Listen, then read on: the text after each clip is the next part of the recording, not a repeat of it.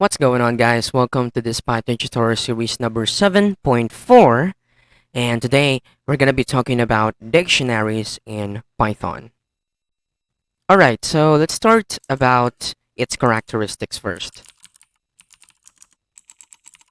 Okay, so when we talk about dictionary, just like list, tuples, and sets, it also stores data values in terms of key value pairs. Okay, so it has key and value, and they're basically in pair. Okay, and basically a dictionary is also called hash map. If you don't know the hash map, there's actually the key for the value that you want to uh, obtain or access with. So you need to go through the key first before you get the true value of that. Okay, so that's just like the dictionary. So dictionaries are also mutable, which means um, we can actually pop something inside the dictionary. You can also uh, clear the dictionary itself. Okay, and you can actually get a value um, from the dictionary. Okay, so it is also ordered, which means it will always be the same the way we created it. So meaning the way we defined is just going to stay no matter how many times we're in the program. All right, and unfortunately, it does not allow duplicates. Why? Because um, this is controlled by keys, and if we have keys, we don't usually want duplicates for specific keys, okay? All right, so to be able to create a dictionary, we use curly brackets, but instead of just putting values in here, which is going to be the set, this actually has a key in it and separated by colon and the value. Okay, and we also have dictionary constructor dict function here. Okay. All right. Now that we know the characteristic of a dictionary, um, we are going to discuss the functions of dictionary. Okay. So let's say you want to update the dictionary by specifying the key and changing the value that corresponds to that key.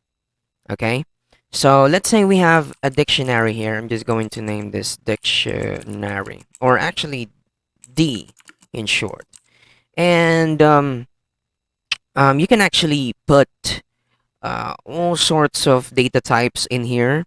So let's say you want the key to become strings, like A, and then the value is going to be a number or an integer. We have here 1, and then they are separated by commas if you want to put another data type or another set of key value pair. So we have B as the key, and then value as 2, then C, 3, 3, and D. Okay, so now we have 4 elements, actually 4 key value pairs inside our dictionary. Well, if you access the A and B and C and D, you're actually going to get their corresponding values, okay, which are the numbers here. All right, and let's say you want to update the dictionary, okay? You're going to specify the key to change the value that corresponds to that key. Let's say I want to change the 1, right? And I'm going to turn it to 5. What you do is call the dictionary, and then you put left and right brackets, and in here you are going to specify the key. So the key here is A because it corresponds to the value of 1. So let's put A and an equals. Now we're just going to change the value from here. So as I said, I'm going to change this to 5. So if you print the D again, then the value of the key A has been changed into 5. And this is basically how you change or update your dictionary along the way. So let's say I want to change the C to become, let's say 12. And if you print this, then that's going to be 12. Okay? So let's proceed to another function. We have dict or get. Okay? So by here, you can actually access the value depending on the key specified. Okay, so earlier, we did this by changing the value of corresponding to its key, right? But you can actually use this again in order to get the value, all right? So what you do is, let's say, value and D, and let's say I want to get the value of D key, okay? So if you print the value, then that's going to be 4 because this key corresponds to the value of 4, okay? And if you don't want to use this, you can actually use the get function. So this is actually inside the function of dictionary, so you should use the dot operator. And from here, you're actually just going to use get. And you're going to specify the key here. So let's say I want to get the value of 3, so you specify C as its key. And if you print this, that's going to be 3. All right.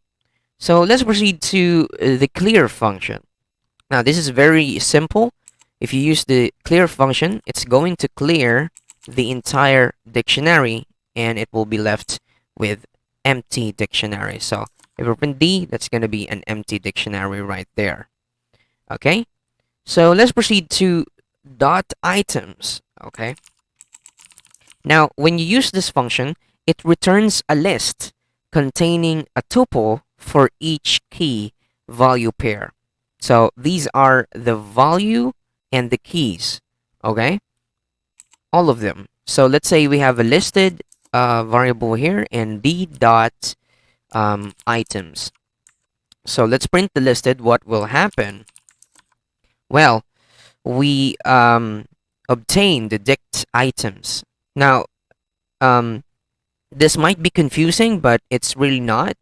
It's just indicating that these are dictionaries because we printed this listed dictionary directly inside the print function. And in reality, these are actually a list. And inside the list, there are tuples separated by commas. And these are normally keys and value. Okay, so B2, C3, and so on. Okay, now what if you just want to get the individual values or keys inside the dictionary? Well, we have functions for that. Let's talk about first the keys. So dot keys. Now, if you do this, it will actually print you the list of the keys. Okay, this is going to return you the list of the keys inside this dictionary. All right. So if you want to get the values, you just use the function values, and that's it. If you print this, then the values will be printed, which are 1, 2, 3, and 4. All right. And we also have another removing function, just like the clear function, which is the pop function. Now, if you use this pop, you should indicate the key corresponding to the value that you want to pop. Let's say I want to get rid of 1. So I want to specify that the key is A, and I want to get rid of 1. Okay, so basically, when you use this pop, unlike in other sequence data types, you can actually put this in a variable, okay, to get the specific value that you popped. Okay, So we have listed as 1 because that is the value that we want to get rid of. But if we print the D, then all throughout the dictionary, A with the 1 value pair will be removed. Because if we just remove the 1, then the A has no value anymore, and that's going to be useless. So what it does is it removes the value pair, okay, key value pair inside a dictionary, if it is useless anymore, if it has no value, or if it has no key. Okay, so that's basically it. And let's proceed to the last function, which is the from keys. Okay, what it does is it creates a dictionary from different keys but a single value. Okay, so maybe you have multiple uh, keys that you want to be accessed but with only one value in it, so you can do this. All right, so let's say um, I have a value of usually we cover this with tuple because tuples are faster than lists. So um, let's say we have I mean 1 as the keys, 2, 3, actually just 3. Okay, so we have this tuple and we want this to be the keys. Okay, and basically what you're going to do is to create a dictionary here, an empty dictionary. So we have D is equal to that. Okay, and what you do is